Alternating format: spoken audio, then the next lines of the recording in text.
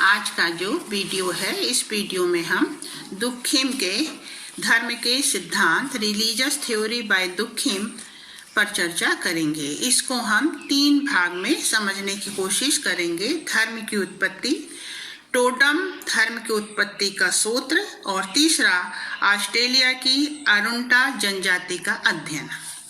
साधारण भाषा में धर्म का अर्थ होता है मनुष्यों की भावनात्मक आवश्यकताओं को पूरा करना।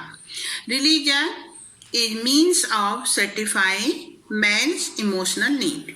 किंतु जब हम दुखिम के सिद्धांत का अध्ययन करते हैं तो हम पाते हैं कि दुखिम के विचारों का आधार था सामाजिक तथ्य। अपने सभी सिद्धांतों में उन्होंने सामाजिक तथ्यों की विवेचना की है। धर्म संबंधी अपने सिद्धांत की व्याख्या करते हुए उन्होंने पूर्व में स्थापित टायलर का आत्मावाद, मैक्स मूलर का प्राकृतिकवाद इत्यादि विचारों की आलोचना करते हुए लिखा, आत्मा और प्राकृतिक घटनाओं संबंधी विश्वासों के आधार पर धर्म जैसे जटिल सामाजिक तथ्य की उत्पत्ति नहीं हो सकती।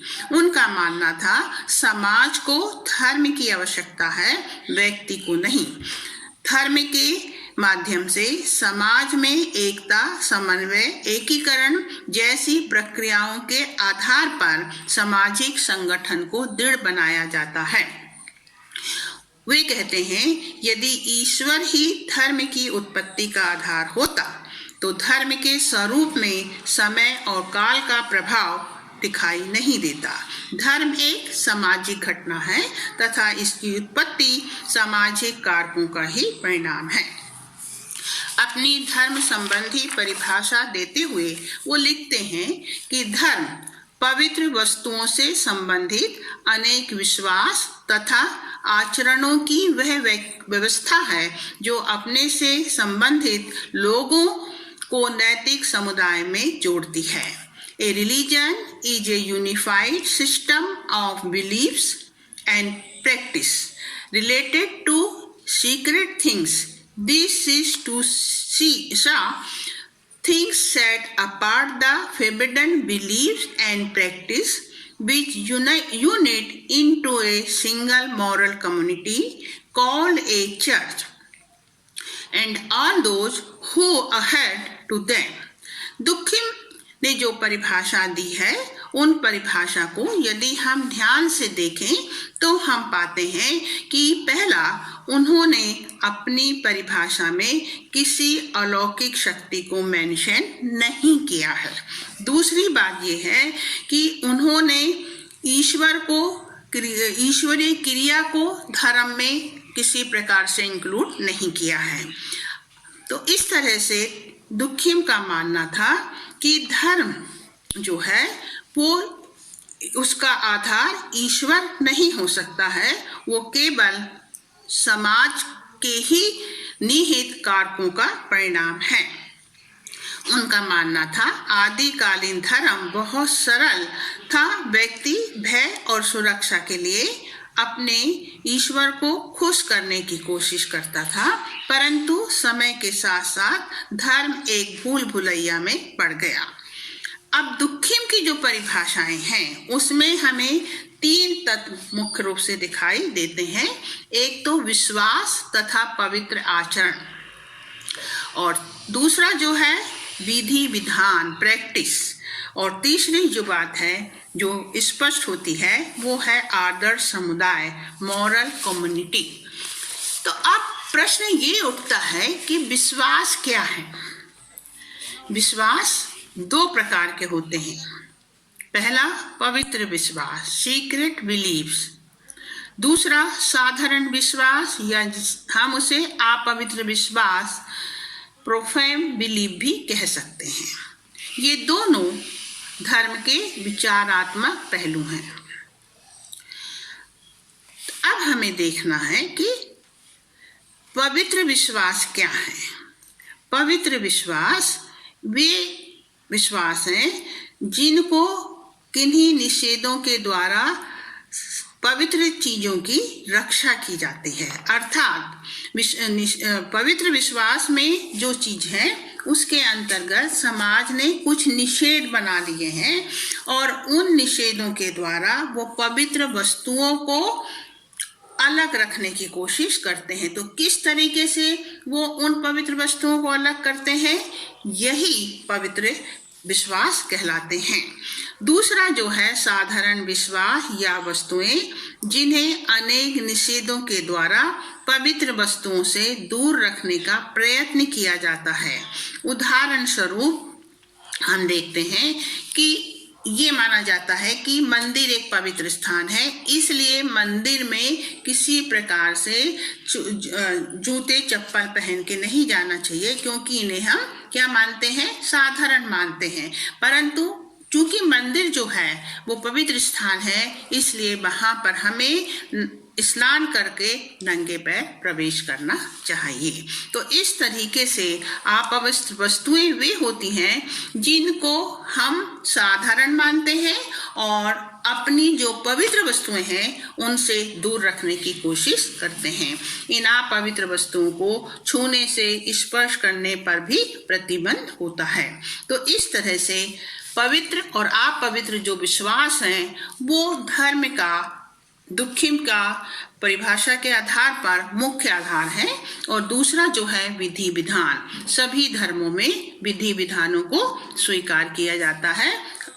मैंने चित्र रखे हैं, उससे आप समझ सकते हैं कि ये जो विधि विधान है, अर्थात उदाहरण स्वरूप हम कह सकते हैं प्रार्थना किस प्रकार से की जाती है, पूजा को किस प्रकार से संपादित किया जाता है।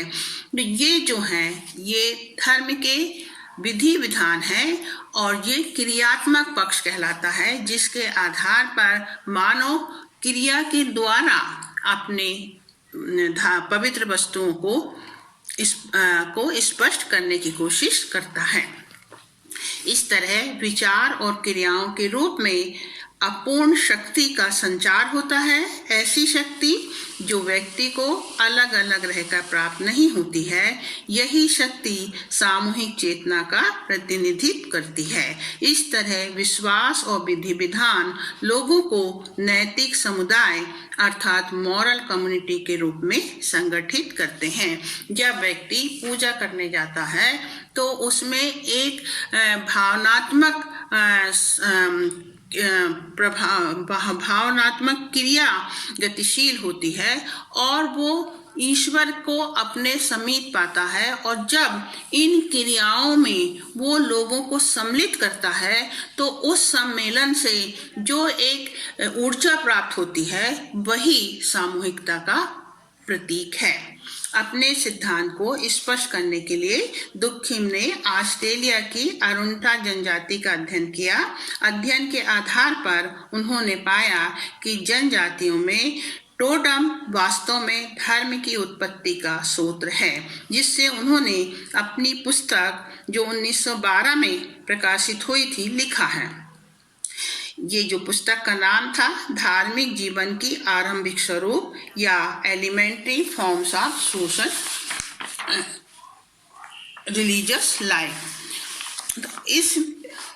इस पुस्तक में उन्होंने इस बात को स्पष्ट किया कि ये जो अरुंता जनजाति थी जिसका उन्होंने अध्ययन किया, तो अध्ययन में उन्होंने पाया कि जो अरुंता जनजाति है उसमें कई छोटे छोटे गोत्र हैं और इन गोत्रों के जो लोग हैं वो आप अलग अलग रहकर छोटे छोटे गोत्रों में समूहों में रहकर अपनी दैनिक आवश्यकताओं को पूरा करते हैं। वो दैनिक आवश्यकता हो सकता है मछली पकड़ना हो, शिकार करना हो, कंद मूंद फलना हो। इस प्रकार से वो उनकी जो दैनिक आवश्यकता है उसको जो वो दिन में करते हैं तो उसमें उन्हें किसी प्रकार की ऊर्जा या किसी प्रकार का आनंद की प्राप्ति नहीं होती है। वो एक नीरस दुनिया होती है जिसमें कि वो प्रतिदिन गतिशील होते रहते हैं। किंतु कभी कभी उत्सव के समय या त्योहारों के समय या सामाजिक मेलजोल के समय जब वे आपस में एकत्रित होते थे तो उनमें एक अलौकिक शक्ति का वो अपने में अनुभव करते थे, जो कि उनके दैनिक जीवन में छोटे छोटे समूहों में रहकर उनको प्राप्त नहीं होती थी। तो जब वो आपस में एकत्रित होते थे, एक जैसा कि वो मानते थे कि वो सब एक टोडम की, एक उनका पूर्वज जो है वो एक ही है और एक पूर्वज के जितने भी सदस्य होते थे वो त्योहारों में आपस में मिलते थे, नाचते गाते थे, हंसी मजाक करते थे। इस बीच उनमें समान विचारों, समान रुचियों, समान भावों का निर्माण होता था, जिससे एक नवीन चेतना, एक नवीन शक्ति एवं एक उत्साह के बीच उनमें सामूहिकता की भावना जागृत होती थी। उसके सामने वो अपने छोटे समूह को बहुत ही अधिक कमजोर मानते थे। अतः उनमें सामूहिकता के प्रति जो एक मिलकर जो वो उत्साह बनाते थे, उस उत्सव में जो क्रिया होती थी, जो उत्साह उनको प्राप्त होता था, जो आनंद प्राप्त होता था, उसके प्रति उनमें धीरे धीरे श्रद्धा, सम्मान का भाव जागृत हो जाता था और वे इस बात को सोचने लगते थे कि समूह जो है वही उनके लिए वास्तविक दुनिया है और इसलिए वो उसकी पूजा करने लगते थे। दुखिम के अनुसार समाज ही देवता है। Society is a real god. When we worship the god, we worship the our society. He said that God and society are one. तो अब हमें देखना है कि ये जो लोग आपस में मिलते थे, जो आपस में जिनमें ये विश्वास था कि वो एक ही पूर्वज के संतान हैं, तो ये पूर्वज, ये टोटम क्या है, बात क्या है? प्रश्न उठता है, टोटम बात क्या है? तो हम पाते हैं कि टोटम जो है वो एक समूह, एक पशु हो सकता है, एक पौधा हो सकता है, एक कोई भी निर्जीव पदार्थ हो सकता है जिसके साथ जनजाति अपना रहस्यपूर्ण, पवित्र तथा अलौकिक संबंध मानते हैं।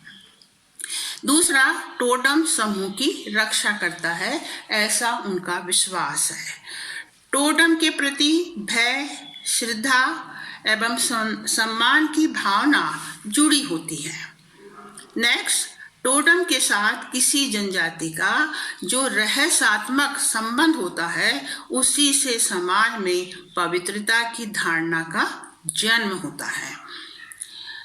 नेक्स्ट, टोटम को सामान्य पूर्वज के रूप में स्वीकार किया जाता है। इस कारण एक टोटम को मानने वाले सदस्य आपस में भाई बहन माने जाते हैं। इनके बीच में किसी भी प्रकार का विवाहित संबंध स्थापित नहीं हो सकता है। तो दुखिम के अनुसार इस आधार पर धर्म की उत्पत्ति हुई है, क्योंकि टोटम ही समूह के नैतिक जीवन का सामूहिक प्रतिनिधित्व करता है। ईश्वर समाज की केवल एक प्रतीकात्मक अभिव्यक्ति है।